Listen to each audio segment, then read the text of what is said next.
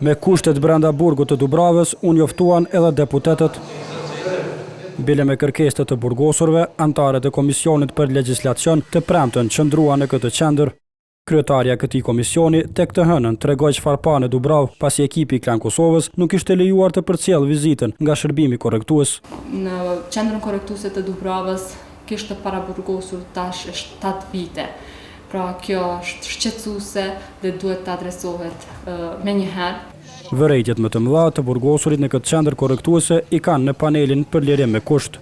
Bile këto ankesa i kanë shprehur edhe përmes një letre publike drejtuar parlamentarëve. Shumë burgosur i plotësojnë, e kanë vuajtur gjysmën e dënimit dhe më shumë se gjysma e dënimit dhe të njëjtët nuk lirohen me kusht.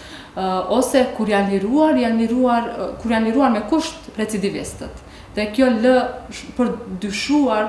Kërkesat e të burgosurve po arsyeton edhe një aktivist i të drejtave të njeriut. Ka ndodhur rasti kur prej 2-3 aplikacionet prej punitës asnjëri nuk është pranuar.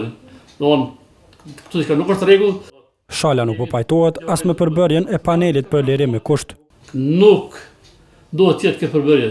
Shkaku që një gjykat i cili i ka dënuar një të dënuar apo një prokuror e ka shumë problem të falë ata. Ai është shumë hezitues. Por të gjitha këto akuza i ka mohuar kryesuesja e panelit për lirim me kusht, Emine Kaçiku. Përmes postës elektronike, ajo ka thënë se ata janë duke punuar në bazë të ligjit dhe se lirimi i të burgosurve bëhet në bazë të ligjit për ekzekutimin e sanksioneve penale.